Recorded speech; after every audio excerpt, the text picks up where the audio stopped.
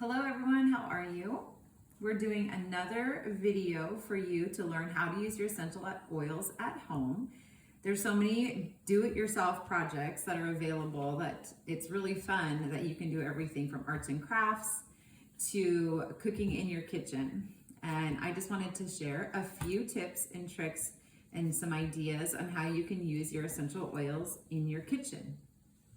So you can do everything from savory dishes, you can do sweet dishes, and you can even add essential oils into your water, which is pretty common, but even more, what I love to do is into my smoothies in the morning when I make a smoothie.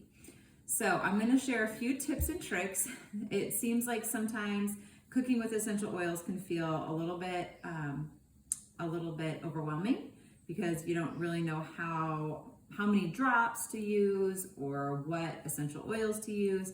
And just like anytime we're gonna want to use our essential oils the most, you wanna keep your essential oils that you're going to use in the kitchen for cooking in your kitchen.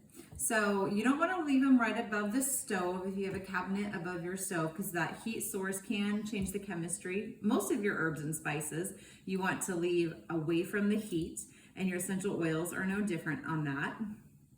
So you want to be cognizant of where you keep them, maybe in a kitchen drawer rather than above the stove is a good idea. But then when we talk about something as simple as adding essential oils into your water, remember it's just a few drops at a time is all you need. And if you use a big water bottle and you add 3 to 6 drops, you get a pretty good indication of how potent our essential oils are in our cooking. So even a few drops in your water bottle can feel like a lot of essential oil. You get a lot of flavor, and you can really enjoy the essence of whichever oil, whether it's grapefruit or lime, wild orange, lemon. Those are all pretty popular for in your water bottle.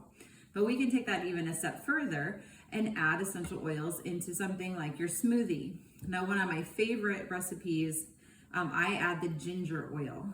And so I've been doing a smoothie recipe right now this time of year, and I like to add a couple of plums, some cranberries, and I just keep a bag of frozen cranberries in my freezer, and then I'll just take out a handful, and then I add a handful of frozen greens. One way to keep your greens from going crazy and going bad too quickly in your refrigerator is throw that whole bag of greens in your freezer, and then when you make your smoothie, you just take a chunk of those frozen greens and throw them in your blender. And then I like to do some cinnamon and a drop or two of the ginger, and I just love the spiciness of that. You could also add a little bit of orange in that. And I will generally just use some filtered water as the liquid, or I'll get a fresh squeezed like raspberry cranberry. I can get that at my local store. Fresh juice to add to my smoothie. Another way that you can use essential oils in cooking is a lot of times it'll ask for a zest. So if you're going to use a zest of your citrus in some kind of baking, you can add 6 to 8 drops of your essential oils in lieu of the zest, or I like to even include the zest and a few drops. So I use lemon quite frequently together. You can also do that with any lime, if you're making a key lime dish, something like that. But it's 6 to 8 drops of your essential oil, and in place of that zest, or in addition to, if you really like to get that citrus flavor. Now, if you're going to be baking, no, sorry, we're not baking yet, but if you're gonna wanna be serving a fancy dish, especially this time with the holidays, a lot of fancy butters can be put on the table. And you can do anything from a savory to go with like an Italian theme, even a turkey dinner, ham dinners, those kind of things. Or you can do a sweet butter if you're gonna do more on the pastry side, or a breakfast, maybe some fancy pancakes or something like that. And you'll just use a nice butter. You want to get that to room temperature, and in one recipe I add a little bit of vanilla, and then you can add your essential oil, and something like cinnamon or cassia, even on guard, can add a nice just kind of a nice flavor to that butter. You can also use your herbs like rosemary or your basil oil. So just get that butter to room temperature and then whip that up and add a drop of that essential oil. Just a little bit at a time will go a long way. Now, one thing that you can use or notice is that if you're using the dry herbs, about 1 tablespoon of the dry herbs will be 1 drop of your essential oil. So you don't really need a lot of that essential oil. Just remember your replacement for 1 tablespoon of the dry herb is just a drop of your essential oil. Now, I know a popular recipe or essential oil to use in recipes this time of year is going to be peppermint. Now, peppermint is such a delicious flavor in your cooking, but again, it can be really quickly overpowering your whole recipe. And you want to be so careful that you don't ruin your recipe by adding too much essential oil. So here's a fun recipe I'll share with you because there's only a few ingredients, and we'll also have this in the comments later.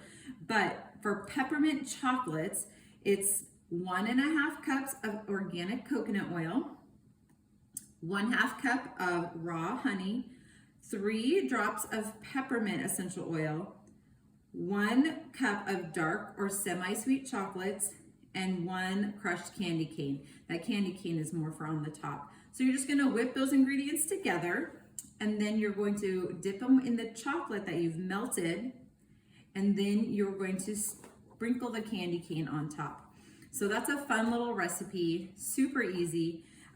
Little peppermint patties, you could call them. Now I wanted to show you an example of how you can measure your peppermint or any of your essential oils for that matter using the toothpick method.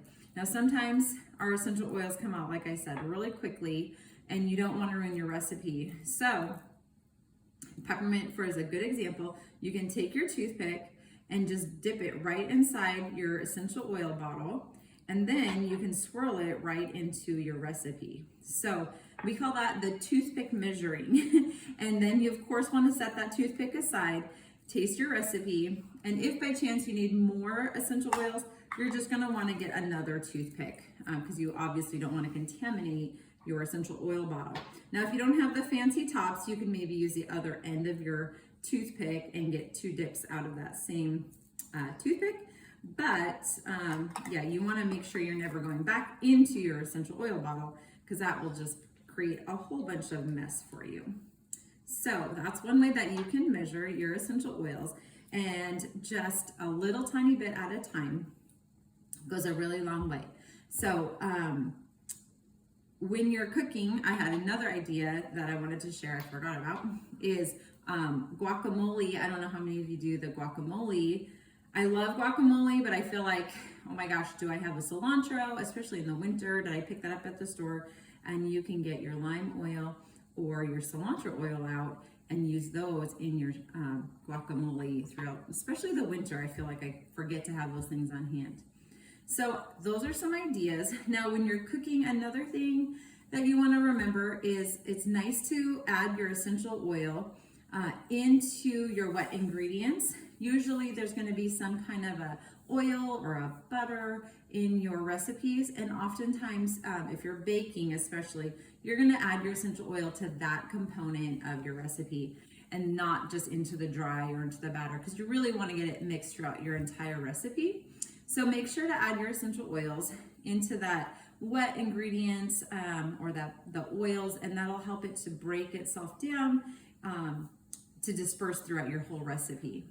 Another tip that you'll want to remember is that when you're cooking with a savory dish especially, that your essential oils can be added right at the end of your recipe. So I'll cook soup, and I use the lemon oil often in a chicken soup because it'll brighten up that flavor a bit, but I don't add it while I'm still making the broth and that kind of thing at the beginning, but rather I'll use it toward the end of the recipe.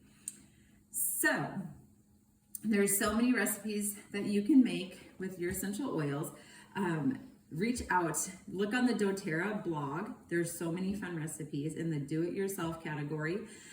There's everything from how to make your own herbal teas, how to make a white hot chocolate. There's baking recipes, there's savory recipes, and salad dressing recipes. So just keep exploring.